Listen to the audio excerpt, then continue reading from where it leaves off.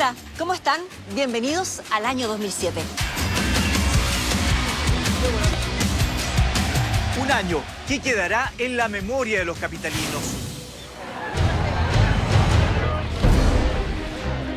El mayor error, sin duda, es el Transantiago.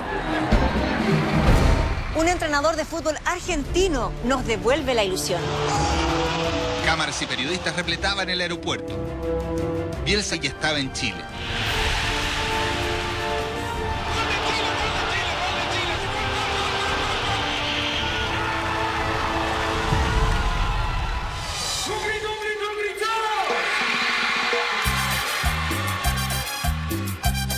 En 2007, la música nos regala momentos inolvidables.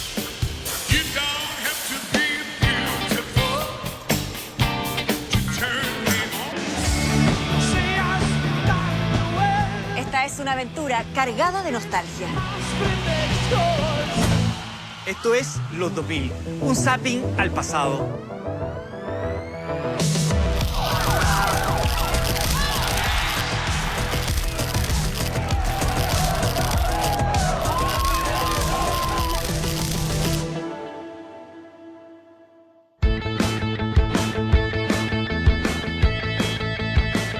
El boom del reggaetón está más vivo que nunca en la versión 2007 del Festival de Viña del Mar. Y es Don Omar quien sigue consolidando este género, presentándose a tablero vuelto en la Quinta Vergara.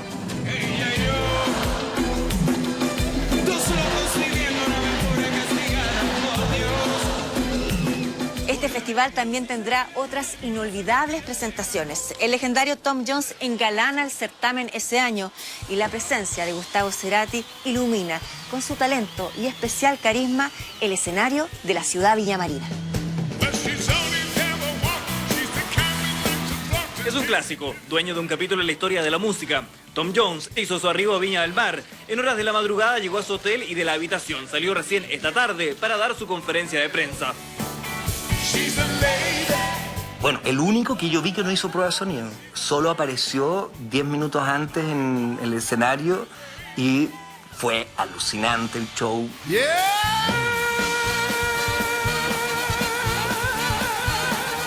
A mí me llamó la atención su capacidad histriónica, cómo llenaba el escenario.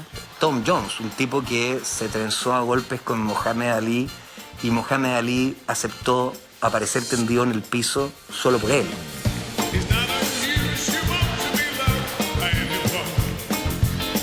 Y nosotros en esos días estábamos bien lanzados porque nos gustaba jugar con los personajes. Yo recuerdo haberme ido a pedirle que me enseñara a mover la cadera. Excuse me, Tom, I am a very bad dancer. Can you show me one of your famous steps? Quiere aprender, Sergio, eso es lo que pasa.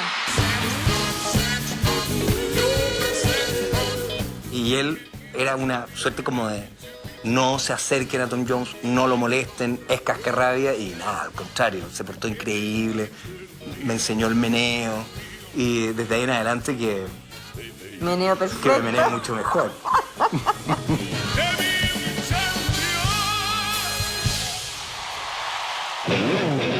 Desde 1984 ha llenado nuestras vidas con grandes momentos musicales. Señoras y señores, lo decimos juntos. Así es. En Viña 2007, Gustavo Cerati.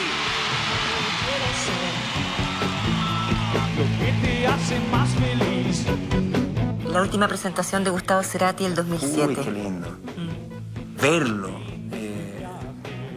de principio a fin en un show simplemente perfecto, porque yo creo que el show que hizo Gustavo ese 2007 fue uno de los grandes shows que han pasado por la Quinta Vergara.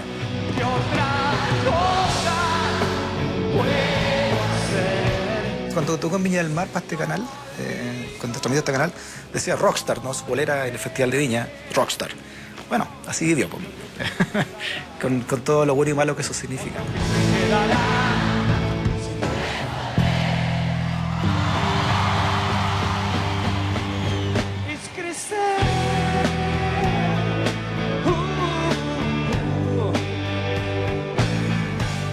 Gustavo estuvo con Soda Stereo el 87, él nombró, y bueno, y ese show del 87 fue el comienzo de la expansión continental de Soda Stereo.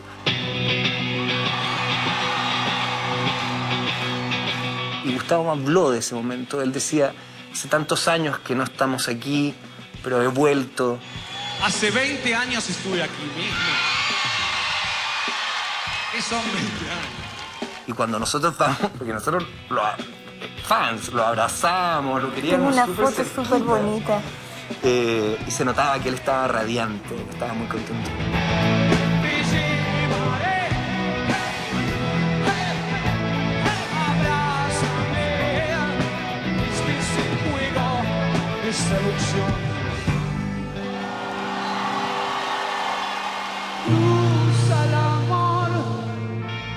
Cruza el amor por el puente. La gaviota para Gustavo Cerati.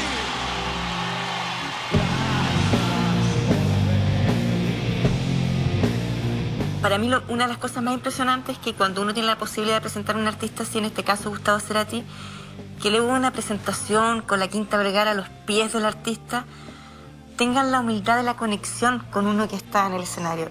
Y yo creo que sí, uno lo sintió con Gustavo. Porque sí te miraba a los ojos, sí había emoción genuina. Yo creo que Gustavo, al igual que muchísimos artistas, son de verdad tan genuinamente felices cuando hacen lo que les gusta hacer.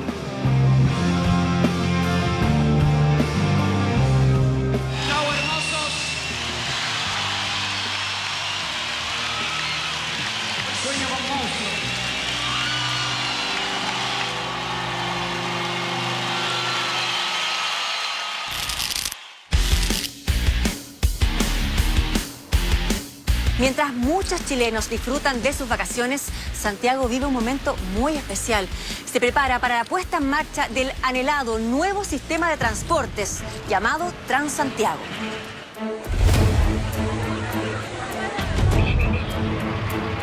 Se anuncia que el Transantiago será uno de los mejores sistemas de transportes del mundo y que atrás quedarán las viejas micros amarillas y los vicios de ese antiguo sistema.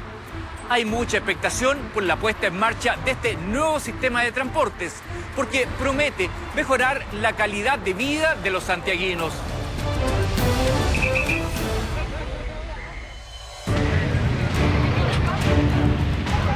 Siete de la mañana y la bienvenida al radical cambio del sistema de transporte. Eran paraderos repletos y buses que brillaban por su ausencia. Estamos de las 6 de la mañana esperando el micro. Voy a perder el día por la locomoción. Mira, no paró. Es un fraude. Ay, no me entrevistes, ¿sabes? Que estoy más choreado. Así, don Ricardo, fue la mañana del 10 de febrero del 2007. ¿Qué pensó usted cuando, me imagino, vio las noticias, vio en la televisión lo que estaba pasando la mañana en la capital, justamente con la puesta en marcha de este nuevo transporte público para la ciudad? Que el ministro de Interior tenía la razón. No había que ponerlo en marcha. Ministros y subsecretarios enfrentan una jornada tensa, teñida incluso por rumores de última hora que hablaban de una nueva postergación del proyecto. Quiero descartarlo terminantemente. Transantiago es un proyecto cuya fecha fue definida para el 10 de febrero porque era el mejor momento para partir. Ya lo había postergado una vez la presidenta Bachelet, porque no estaban las cosas listas. ¿Vio paraderos usted ahí? ¿Vio las líneas especiales para el recorrido de las micros? ¿Y qué es lo que dijo el ministro? Del Interior, ¿eh? Recibió una información equívoca que llevó a iniciar, de acuerdo a lo que señalaban contratos que había suscrito unos meses antes, el poner en marcha el Transantiago. ¿Y qué es lo que dijo el ministro de Hacienda? La falta de información, el ministro del Interior otro día fue muy claro, vino de los privados. Esto ocurrió cuando ya había postergado una vez, no había que haberlo postergado de nuevo. ¿Cómo vivió ese momento la presidenta Michelle Bachelet? Yo era ministra de Educación en ese momento. Recuerdo una reunión en La Moneda, en la sala de reuniones pequeña de la presidenta. Y ahí se le dijo que estaba todo listo. para la implementación. Recuerdo una escena del libro en que Juan Carvajal, que era el jefe de comunicaciones de la presidenta, fue a ver al ministro Espejo de Transporte y le preguntó cuán seguro estaba de que esto iba a funcionar. El ministro Espejo se paró de su escritorio en el ministerio, lo llevó a la ventana, le dijo, mira, y le mostró la Alameda, donde habían tremendos tacos de las antiguas micros amarillas. Mira esto bien, porque esto se acaba la próxima semana. Así lucía la Alameda en los 80. Micros de colores y con nombre propio recorrían la ciudad de punta a cabo. Tiempos en que el pasaje no superaba los 100 pesos y adentro otro mundo. Para darles a conocer una nueva... El cambio del sistema de transporte era una demanda largamente deseada. Nosotros teníamos algunas deficiencias y lo reconozco. El asunto de esas carreras que se cometían en la calle era patético. Y las aglomeraciones de máquinas en la Alameda, que de repente era un tren de máquina amarilla que había. El paso de las liebres y las micros amarillas y la gente colgando en las escaleras de los buses no se condecían con el desarrollo que el país se supone que al menos en lo material iba teniendo. Andrés Velasco, Sergio Espejo decían, vamos. Belisario Velasco desde la política decía, esto va a ser un escándalo, va a ser una catástrofe. Todavía no son las 7 de la mañana y el ministro de Transportes, escoltado por su colega de Hacienda, llega a la unidad operativa de control de tránsito con un propósito fundacional, nada menos que monitorear el inicio del Transantiago.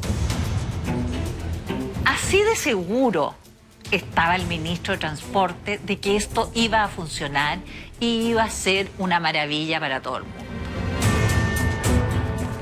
Si de repente en Chile se diseña una política pública que es tan disruptiva y distinta a lo que hay, eso tiene que ser probada, tiene que irse de a poco. Pero esto fue de un día para otro, o sea, mañana empieza. ¿Y qué les cojo?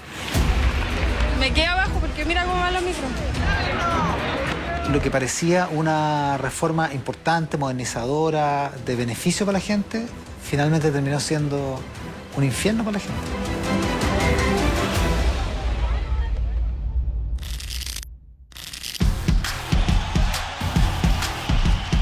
Año 2007. Por este túnel camina un hombre muy triste. Va masticando el sabor de la derrota luego de caer 3-0 frente a Paraguay. Se trata de Marcelo Bielsa, entrenador de la selección chilena. De estas tribunas caen pifias y reclamos de la hinchada. Esto marcaría los primeros meses en Chile del llamado Loco Bielsa.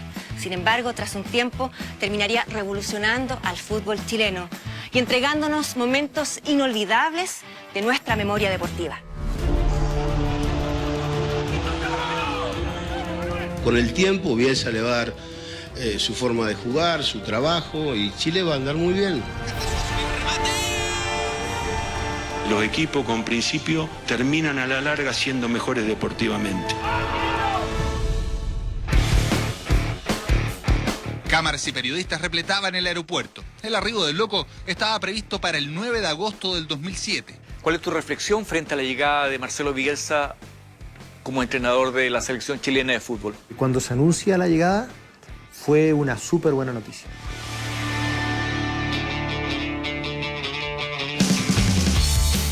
Canal 13 lo seguía en Rosario, donde junto a Luis Bonini y Eduardo Berizzo, su núcleo duro, realizaban el check-in.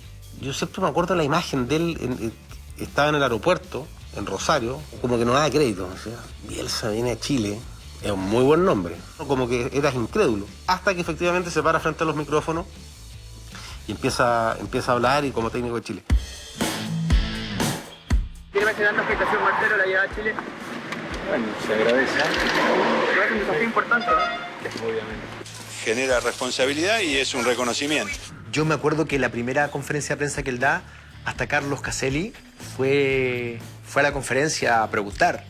No es que Bielsa resultó ser una gran noticia, no, lo fue desde el principio. La selección venía de 2 mundiales eliminados, venía del bochorno de la Copa América del 2007, venía con demasiados problemas fuera de la cancha, demasiada indisciplina.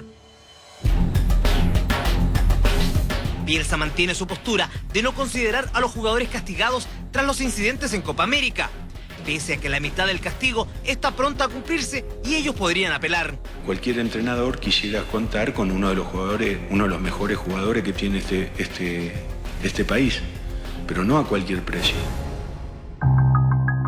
Y lo que se intenta es dar un golpe grande trayendo a un técnico con experiencia, que fuera ordenado, que fuera respetado, que diera la impresión de ser un tipo con mano dura pero con conocimiento. Y él había hecho un gran trabajo con Argentina previo al Campeonato del Mundo del 2002. Esa selección argentina era brillante, estaba 2 goles por arriba de cualquier equipo del mundo. Pero en el Mundial no lo puede refrendar. Y el Mundial es un fracaso estrepitoso para Argentina. Y después, en los Juegos Olímpicos del 2004, logra la medalla de oro y él considera que es un buen momento para irse de Argentina.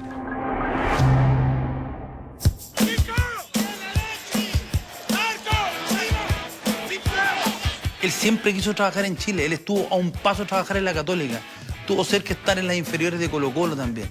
Él le unía un vínculo siempre con Chile, lo encontraba un país ordenado, donde funcionaban las instituciones, un país correcto en general, y yo creo que se conjugó una persona que, como Harold McNichol, que lo fue a buscar y lo convenció. Se gesta después de lo que nos pasó en Puerto Ordaz, el mal comportamiento de los jugadores, era necesario hacer un cambio grande. Para suerte de Bielsa, había una base de jugadores jóvenes muy fuertes. No es lo mismo agarrar una base de buenos jugadores y armar una selección que agarrar una base de jugadores mediocres y armar una selección.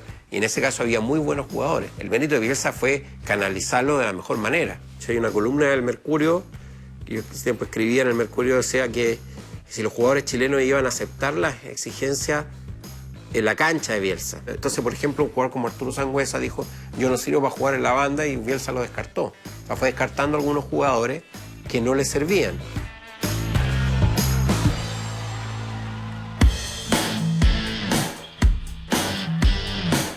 Bielsa sabía que Pinto Durán estaba lejos de la excelencia del fútbol de alto rendimiento.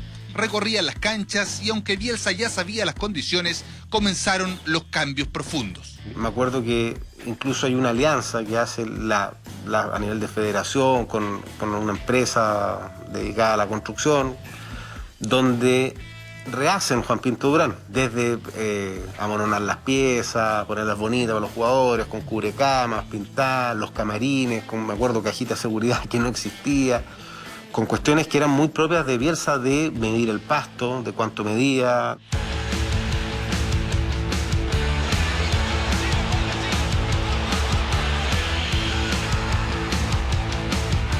Cuando el entrenador agarra el equipo y le trata de dar una fisonomía, se da cuenta que no le alcanza y pierde 3-0 con Paraguay.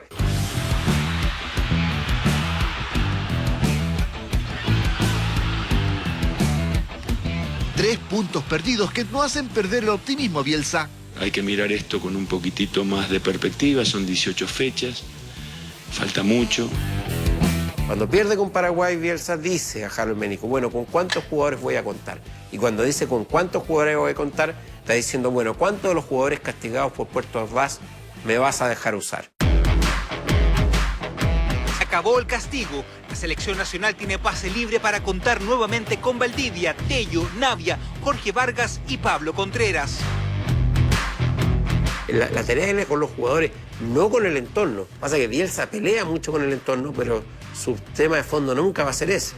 Es que Bielsa genera ciertos detractores un poco por su personalidad. Si bien había algún cuestionamiento, en Chile no. En Chile era adhesión total.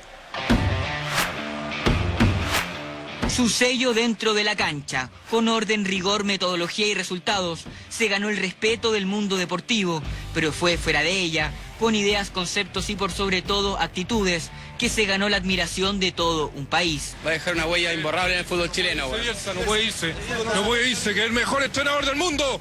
A mí me parece que el gran momento de la selección con Bielsa es cuando cambia todo. Yo diría que hay dos. Uno, el empate en Montevideo.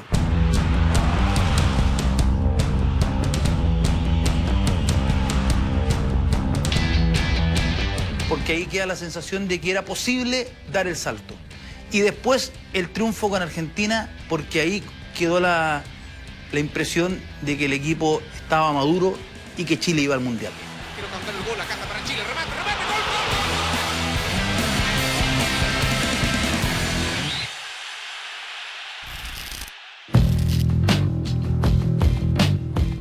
La madrugada del 10 de febrero es un día que los santiaguinos no olvidan. El caos se apodera de las calles y hay mucha indignación en la gente. Durante horas, miles de personas esperan locomoción colectiva para poder llegar a sus respectivos destinos. Lo encuentro insólito y una falta de respeto. Una hora, ¿sabes? Una hora y las que pasan o fuera de servicio o repleta. Esto hoy colapsó y amenaza con una destrucción de la poca calidad de vida que tienen los santiaguinos. Es el inicio de la peor pesadilla de la presidenta Bachelet en su primer gobierno. Surgen acusaciones cruzadas por su diseño e implementación.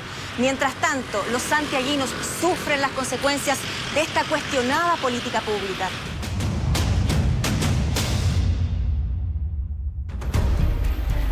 Amanece en Santiago y se registran puntos críticos. Este era el panorama de esta mañana en Plaza Baquedano y Escuela Militar. Paraderos saturados, empujones y forcejeos, decenas de pasajeros tratando por todos los medios de subir a un bus. Cuando la televisión mostraba la escoba que había en Santiago... ¿Qué sintió en ese momento usted? Mira, no sentí satisfacción. Si tú, Emilio, recuerdas lo que era Santiago, era un caos completo. Toda la gente desconcertada, fila eterna en los paraderos, la micro que pasaba por aquí ya no pasa por aquí, tengo que caminar no sé cuántas cuadras. Carabineros, mapa en mano, intentaban orientar a los usuarios que parecían turistas en su propia ciudad. No sabemos cómo llegar, hay que hacer como 3 transbordos. Aquí me está explicando, los transbordos son como 3 o 4 transbordos que hay que tomar. Es imposible pensar que un descalabro de esa magnitud no afecte la popularidad de un gobierno. Independientemente de quién es responsable del Transantiago, el gobierno fue el que lo puso en práctica y el gobierno tuvo que pagar el costo político de eso. Más de 2 horas esperando de San Pablo. O sea, quiere decir que a las 5 de la mañana... Gracias, señora presidenta, por preocuparse por nosotros. Mira, no paró. No paró. Es un fraude. Yo creo que esto para Michelle Bachelet fue devastador. Era un hecho que afectaba profundamente la vida de alrededor de 5 millones de chilenos. Pasaban las horas y el panorama empeoraba. El sector oriente fue uno de los puntos más críticos. A las 10 de la mañana, cientos de usuarios que intentaban llegar a sus trabajos luchaban codo a codo por lograr subir a un bus. Estamos más de 1 hora esperando acá. Todo lleno. ¿Han pasado? Han pasado, pero lleno. Y no paran. No paran. El momento del Transantiago, la gente se reunió en los paraderos y la gente conversó. Y fue un momento en que unos se encontraron con otros y se generaron asambleas en los paraderos. Hay una primera escena, diría yo, ahí, de encuentro comunitario después de la recuperación de la democracia, mientras se espera que pase un bus lleno, otro bus lleno, otro bus lleno y otro bus lleno. Era el panorama de esta mañana en Plaza Baquedano y Escuela Militar. Paraderos saturados, empujones y forcejeos, decenas de pasajeros tratando por todos los medios de subir a un bus. Hoy día ha sido la causa. Hoy día hay menos micros que ayer. Somos nosotros los que fregamos que trabajamos. Lindo plan. Gracias, Zamorano, que tiene auto. Gracias. Así comienzan los grandes proyectos, como Transantiago. Tuvo la complicada misión de ser la cara visible del Transantiago. Iván Zamorano, el Bambam, el Pichichi, invitando a los santiaguinos a creer en el nuevo plan de transportes, a subirse a un troncal o a una oruga, sin imaginarse siquiera qué sucedería con él si esto no funcionaba. Mi rol era informar y orientar. Yo creo que en ese sentido hay otras personas que de una otra manera tienen que asumir una responsabilidad mayor. Él le dolió mucho, porque no solo en términos de imagen, que a cualquier ídolo le importa mucho lo que la gente piense de él, sino que esta pérdida de imagen estaba añadida a un daño a la gente. Zamorano hizo pura escoba. Me desilusionó.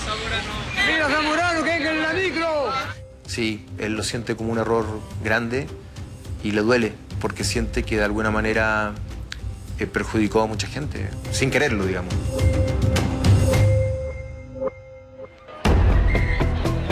El mayor error, sin duda, es el Transantiago. En términos de responsabilidades de haber tomado decisiones distintas, de no haber escuchado mi instinto y de haber pensado que quienes tenían el tema en sus manos a lo mejor tenían más claro. En algún momento la presidenta Bachelet dijo que no había confiado en su instinto. Pero si tiene toda la razón, la presidenta le pasaron una bola caliente porque ella tenía la obligación. Lago no quiso implementarlo. A lo mejor a la presidenta Bachelet le faltó fuerza para haber suspendido el Transantiago, haber dicho, pero había mucha plata, boleta en garantía del gobierno, pero la presidenta Bachelet lo implementó, para mí no tiene ninguna responsabilidad.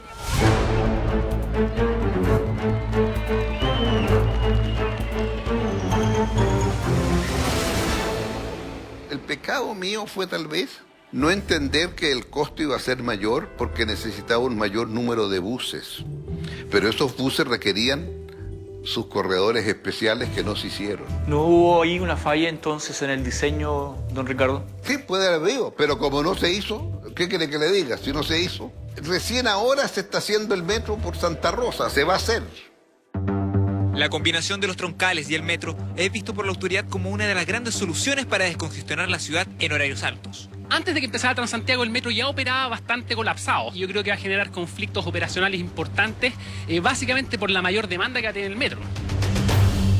Creo que lo que falta es una continuidad mayor. Esas son las formas de entender el desarrollo de un país.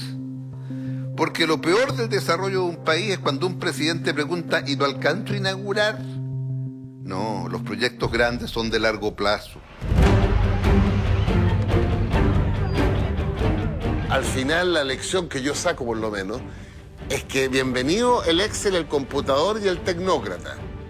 Pero esa propuesta tiene que pasar por la evaluación de la política. Desde el primer día quedó claro que era una política pública diseñada en escritorios, pero totalmente ajena a la realidad. Yo tengo la sensación de que, salvo mirar por la ventana los tacos de las micros amarillas, los técnicos de transporte nunca miraron por la ventana para ver cómo se movilizaban los chilenos, qué les importaba en relación al transporte y a la movilidad que tenían que tener en la ciudad.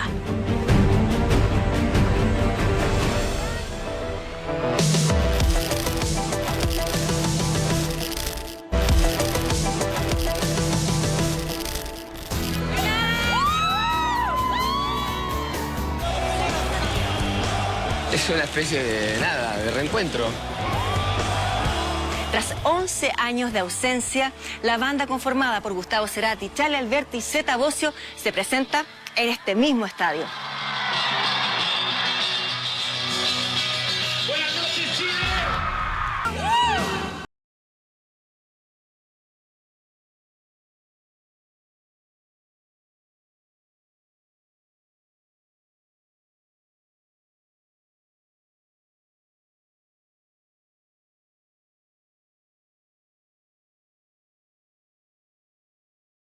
Acto musical que jamás imaginaron. El legado de Soda Stereo y de Gustavo Cerati, y sobre todo que afortunadamente se pudo concretar en esta gira llamada Me Verás Volver, es esta cuestión media sobrenatural de la versatilidad de una banda y los recursos de un músico que, cual David Bowie, supo tomar de todos lados como un camaleón y robar de manera muy elegante.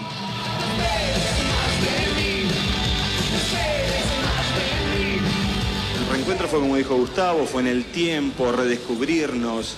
Si realmente no nos bancáramos, o sea, hubiera una situación así, es así irreconciliable, no hay guita que te lo pague, man.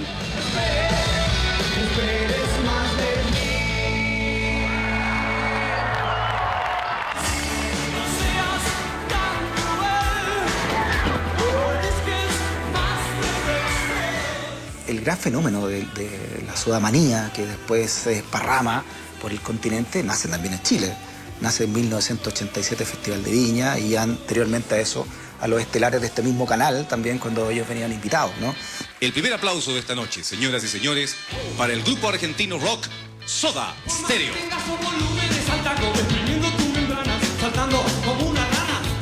El Soda Stereo como el fenómeno ese desde mediados de los 80 hasta principios de los 90 es un fenómeno de un tipo de rock que tiene una progresión musical y un crecimiento con un público en un periodo bastante sano, que son más o menos una década, que es solamente comparable al de The Beatles en el mundo.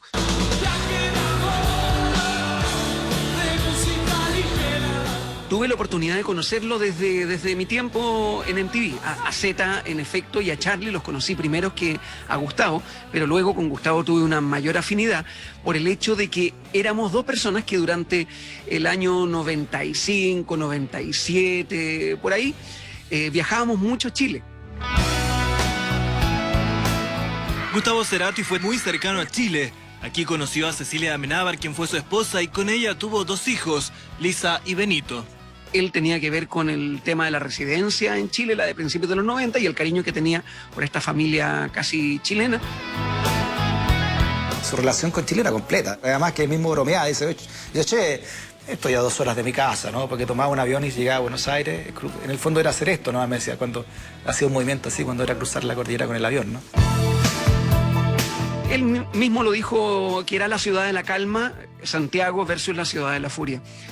Buenos Aires, porque en Buenos Aires todo es más delirante, todo es más furioso, todo está como al límite, y ese Santiago, tenemos que aceptarlo, ese Santiago de la transición de los 90, era un Santiago bastante más dormido. Cerati en un momento fue parte de la bohemia chilena, era fácil verlo tocando en un boliche, ¿no? O paseándose, o hablando con amigos chilenos, y era muy respetado además, él era muy lindo eso, porque no era asediado ni mucho menos, sino que era... Oh, loco, siéntate, tomamos una cerveza. ¿Y el chileno cómo se acerca? ¿Es así como...? Es más respetuoso. Voy por la calle, me encuentro con alguien y me encanta la forma que me aborda, porque es mucho más respetuosa, me gusta tu música, así, puede ser un fan, ¿entendés? Allá estás comiendo un raviol y te dice, che, larga el raviol, o lo que sea, ¿entendés? Fírmame acá. Él decía que en Chile la gente no era impertinente y lo dejaba caminar en la calle, probablemente también porque Gustavo se movía en un sector del barrio El Golf. Los chilenos como que le daban su espacio, que es lo que pasa para muchos artistas en Europa, como que dejan su lugar y se van a vivir a Suiza. Chile era la Suiza de Gustavo Cerati. En nuestro país dio inicio a su beta de productor. Trabajó con Nicole, una relación que pasó de la admiración a la amistad. Tuve la oportunidad de trabajar con Gustavo Cerati en mi disco Sueños en Tránsito en el 1997. Él era un maestro para mezclar ideas, sacaba samplers, unía música como nadie. Tú tuviste una conexión, justamente nos contabas, muy cercana con Gustavo Cerati. ¿Qué opinas de él? ¿Qué sientes respecto a su música? Bueno, para mí el trabajo con Gustavo Cerati fue muy revelador en muchos sentidos. Él me decía que él escribía a veces cuando no tenía una inspiración concreta, palabras, y después los cortaba en papelitos, los tiraba y iba agarrando palabras y iba escribiendo un concepto a partir de esas palabras. Me abrió un concepto de inspiración, de dónde buscar la inspiración, que fue súper revelador y fue muy increíble. Mamá sabe bien, perdí una batalla. La noticia nos tomó por sorpresa. Fue en Caracas, Venezuela. Un infarto cerebrovascular obligaba a hospitalizar a Gustavo Cerati y aún hoy permanece en coma internado en el Instituto Fleni de la capital argentina. ¿Qué le diría? Adelante, querido. Mamita te está esperando. En la primera ambulancia viene el cantante. Cerati era una persona que vivía en el límite, ¿no? Como que de alguna manera sentía que iba a morir joven o que sabía que para dónde iba, ¿no? Fueron 4 años de un sueño profundo que este jueves se hizo eterno.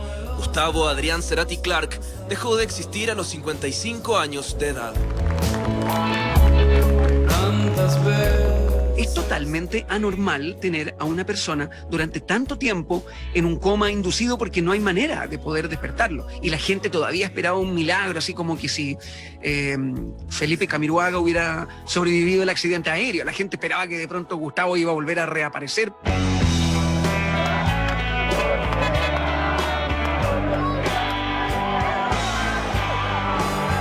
Eso, de alguna manera, deificó, como que convirtió en deidad su figura.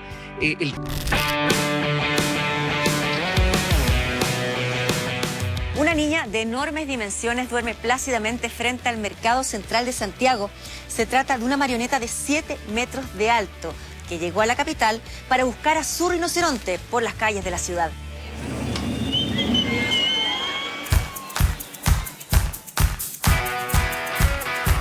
La pequeña gigante es una inolvidable presentación de la compañía Royal Deluxe, que se exhibe en el marco del festival Santiago a 1000. Este evento genera una inusitada reacción en la capital.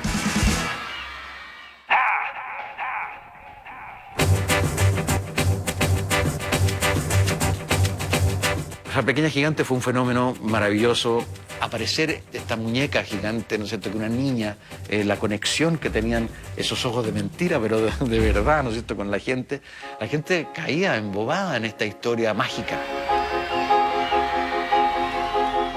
Extraordinario, es lo más lindo que ha pasado en Chile. Es maravilloso que el arte produzca esta felicidad en una ciudad.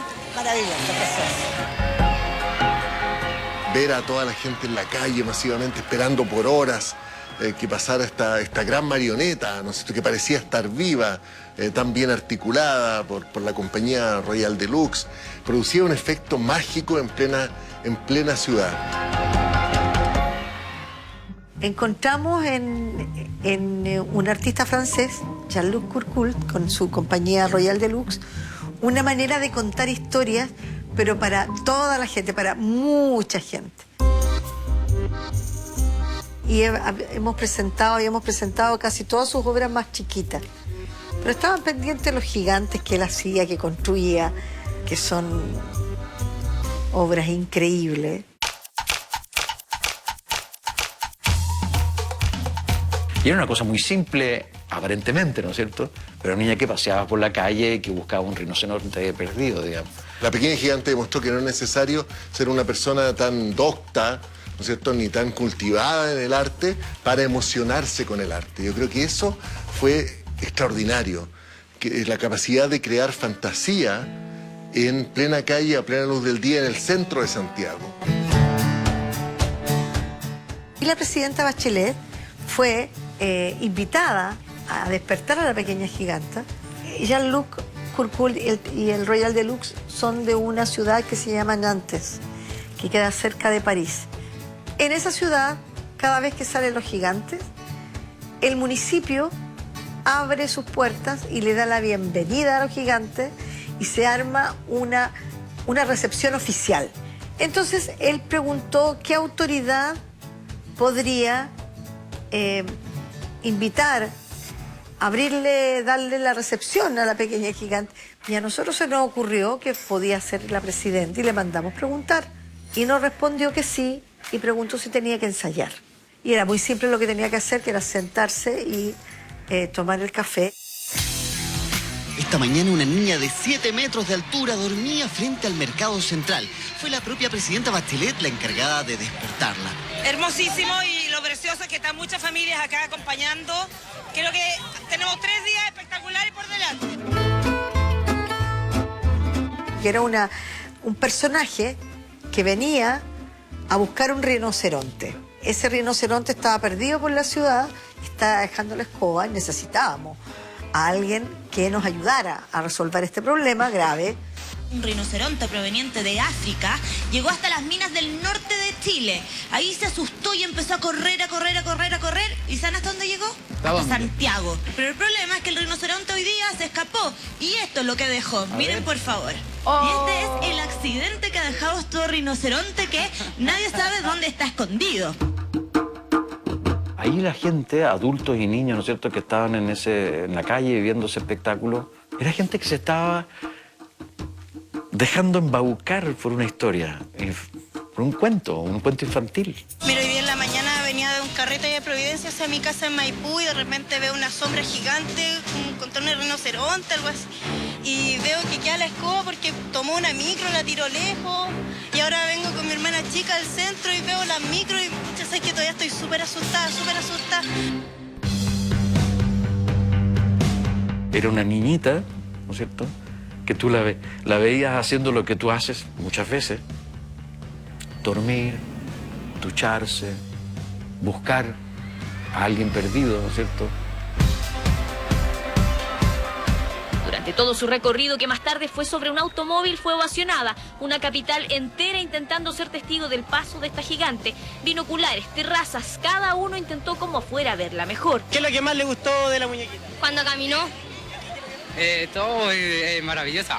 Cuando la muñeca, cuando caminaba, sí. Cuando se baña. Los ojos. Los brazos.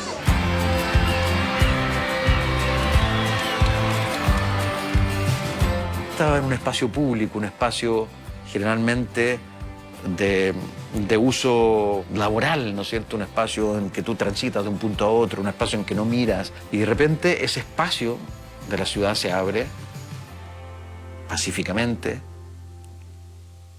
para que juegues.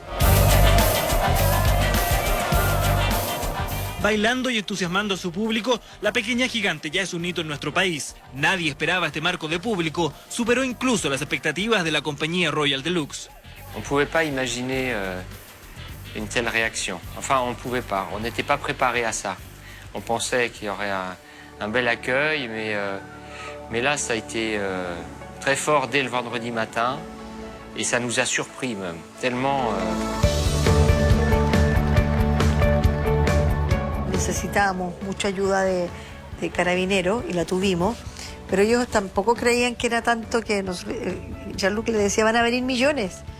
Y decían, nunca tanto. Se juntó 1 millón de personas en la calle, nosotros siguiendo este espectáculo. Y no existió ningún vandalismo, ningún robo, nada que se pudiera denunciar en ese momento. Y estuvimos 3 días contando esa historia y nuevamente la gente vino toda a verla, de todos lados, de Santiago, de regiones, a seguir el juego de lo que estaba buscando la pequeña gigante. Creo que es un hito maravilloso el de la pequeña gigante, irrepetible también, irrepetible, porque es la apropiación del espacio público con la magia que tiene el arte. Y yo creo que una de las cosas más bonitas que es como orgullo de haber hecho eso, es que los carabineros nos reconocieron que disminuía la delincuencia en el centro de Santiago en los 3 días. Los carterazos, los asaltos. Estábamos todos felices jugando.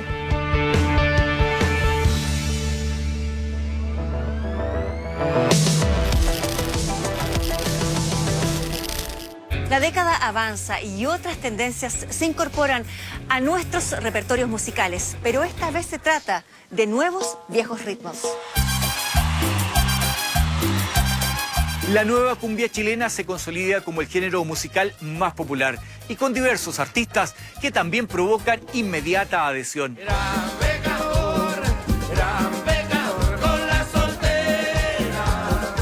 La Noche, Chico Trujillo y Américo se convierten en las nuevas figuras de la música chilena y sus acordes acompañarán la segunda mitad de la década.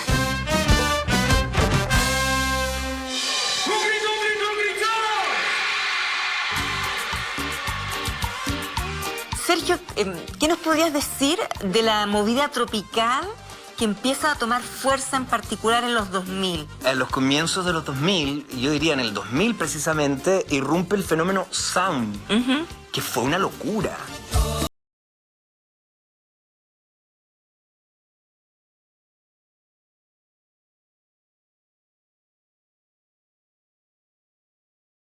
Aparece este fenómeno que fue muy interesante, que fue hermoso porque fue una efervescencia juvenil ligada a una estética muy sexy por un lado y por otro lado muy festiva. No podré olvidarme de ti, porque ya eres parte de mí.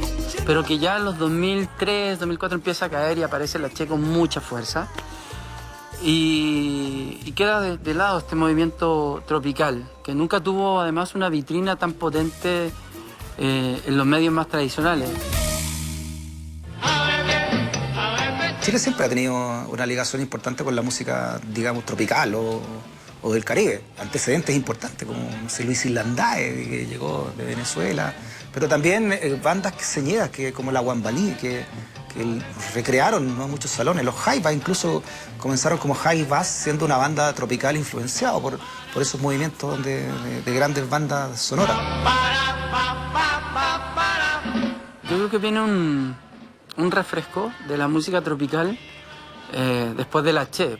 Y yo siento que ahí fue muy, muy incidente una agrupación que es Garras de Amor.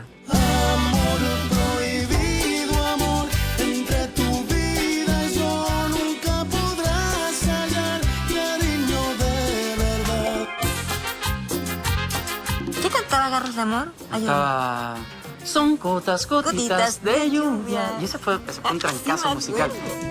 Son gotas, gotitas de lluvia. Hicieron un trabajo muy importante que fue unir la música tropical con ya temáticas más románticas, más sencilla la estructura de las canciones, pero románticas. Y ellos fueron impulsores. Y esto lo agarra muy bien La Noche. ¿Lo dice? La Noche.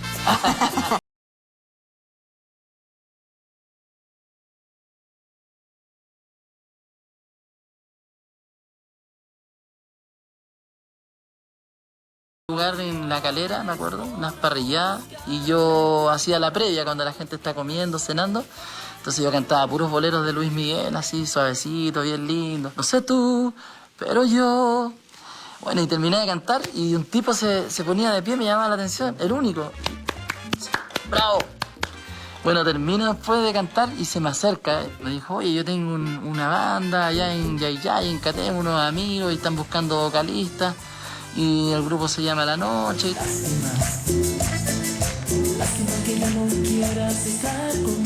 Lástima, lástima que es la manera de estar conmigo. Sí. Y esa canción fue un trancazo.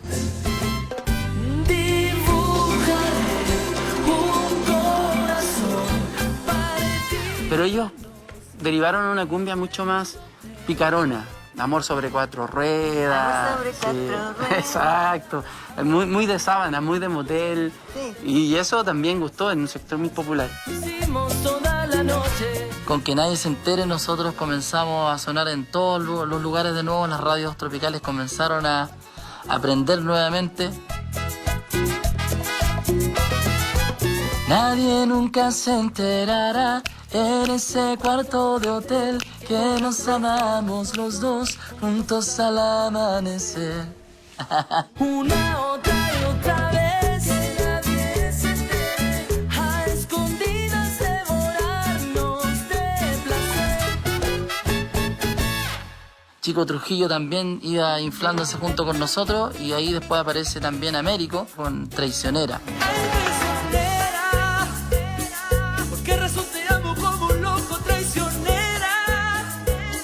Y ahí fue como, yo creo que ahí recién me entra la conciencia. Tenía que hacer algo muy parecido, pero mucho más romántico. Pude conectar la cumbia de orquesta, ya con vientos acústicos, exacto, pero con una letra muy romántica, sentida. Y ahí me sentía muy cómodo. Y hoy te vas, te vas, te vas, te vas. Y empezaron a aparecer todos los demás grupos. Y yo creo que nosotros fuimos los responsables como banda La Noche de abrirle las puertas también a la BC1, pero nosotros le queríamos dar nivel a la cumbia, queríamos como que era algo del pueblo nomás, del barrio bajo. Recuerdo perfectamente la primera vez que vi al Macha, que en esa época lo conocíamos como parte de la Floripondio, haciendo este tipo de música en la cual se mezclaba el bolero, la cumbia, el son, música, comillas, de una época un tanto perdida a esas alturas en el concierto popular. Y además ha entregado canciones hermosas. ¿Hay alguna que tú recuerdes que... Loca. Loca, loca, loca. Te volviste loca y disparaste frente a mí. Que te habías enamorado hace unos años sin decirme nada. Si es verdad, déjalo ahí, hechizado y embrujado por ti. La efervescencia del embrujo, sobre todo, fue tremenda, fue rápida. Cuando vi que en el matinal estaban buscando el doble de Américo, de verdad, eso fue una señal para mí, así como, ¿cómo van a estar buscando un doble mío? Y dije, ahí como que caí, que algo importante y potente estaba pasando. Ahora viene el mini. ¡Américo! ¡A morir! Que me levante la mano, que no llora un adiós. Que levante la mano, que no sufrió por amor. Yo sí venía soñando desde siempre con esto, con la fama, con ser artista y que la gente coreara mis canciones y por eso siempre entregaba lo mejor de mí. Tú y yo, mi amor. Era demasiado, la gente gritando, las chicas ahí por la barrera, Leo! De una, o sea, un día antes estábamos en Catemu sin ni un brillo y al otro día ya estábamos súper famosos. Llegaron esta tarde a Viña, casi directo a la conferencia de prensa. Decenas de medios los esperaban. La noche y su música tropical romántica ya son todo un suceso. Oye, estamos confirmados ahí, ¿en serio? ¡Wow! Y me acuerdo que saltamos tanto ese día. Los nervios me comieron porque el pensar que vamos a estar ahí saliendo al mundo con muchas cámaras y 15.000 personas y con todos los ojos puestos en nosotros, yo tiritaba, me acuerdo, no podía tenerla, me temblaba la voz. Salgo y miro hacia arriba y veo toda esa cantidad de gente lleno de luces y digo, no puedo fallar. ¿Y sabes cuándo me calmé? Cuando Felipito, que para descanse, nos presenta y dice... Para ellos todo es rico y suave, dicen, esta noche por 3 horas, que nadie se entere. Y más de uno tendrá un amor sobre 4 ruedas. Todo esto te lo dice. Y todo el público de la Quinta Vergara dice, la noche. Ahí yo me volvió el alma al cuerpo y me relajé. Dije, no, nos vienen a ver a nosotros. ¡Wow! ¿Quién te lo dice? Quiero ser libre como el viento. Por mi mente pasaban momentos que yo en mi vida pasada, a esa misma hora, ese mismo día, en el mismo lugar, podría haber estado en un bar pidiendo la cooperación. ¿Te emociona? Me emocionó mucho, me encantó. Fue lo más lindo que me ha regalado la vida.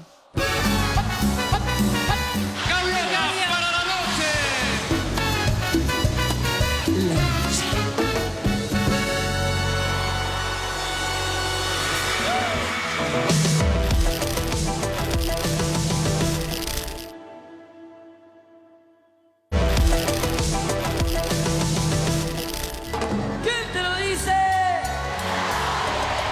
Quiero ser libre como el viento. Por mi mente pasaban momentos que yo en mi vida pasada, a esa misma hora, ese mismo día, en el mismo lugar, podría haber estado en un bar pidiendo la cooperación. ¿Te emociona? Me emocionó mucho, me encantó. Fue lo más lindo que me ha regalado la vida.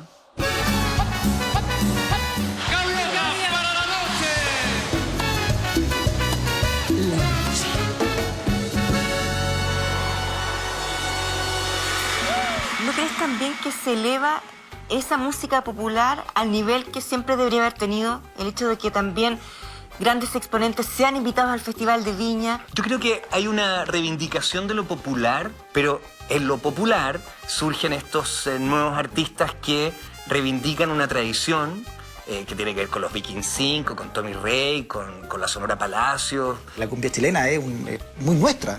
No tiene nada que ver con la cumbia colombiana o las cumbias tradicionales, nada que ver. Se recrea en los puertos y en los sales de balón y en los sales de baile y en fin, ¿no? En los prostíbulos, en el pueblo mismo. Y la gracia de Américo, de la noche, de Noche de Brujas, es haber logrado entrar en esos formatos. Y tienen un resultado alucinante.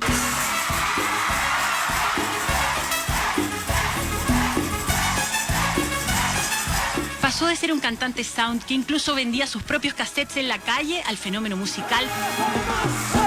Hoy llega al Festival de Viña tras una vida de esfuerzo y un año cargado de éxitos.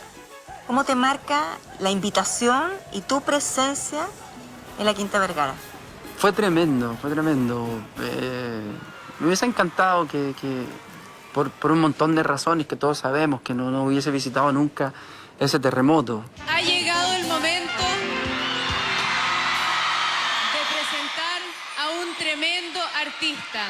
La Quinta Vergara se pone de pie, se calienta el monstruo, porque en este escenario llega Américo.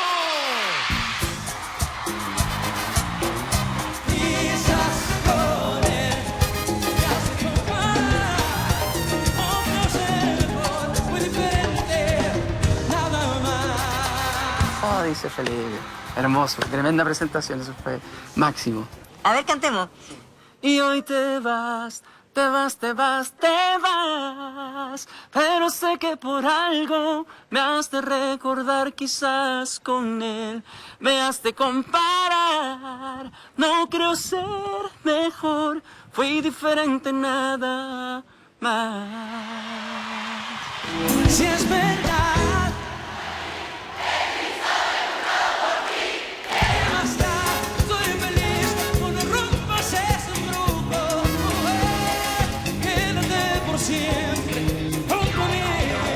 Mi alegría o mi sensación de post Viña duró un día. Salir en portada en todos los diarios, empiezan a invitarme a los matinales y los programas y todo el boom, y eso se apagó rápidamente por el terremoto, y me dio la posibilidad de comenzar otra década de manera distinta, también con mucho aprendizaje.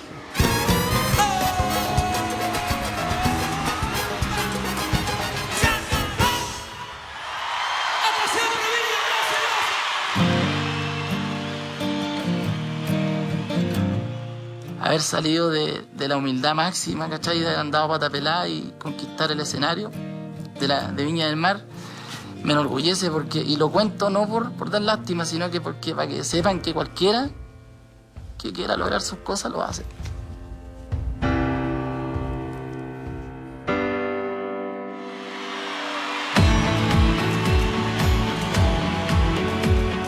Eso es lo que pasa con la música popular, se mezclan tantas coincidencias que finalmente terminan proyectando a un artista versus otros.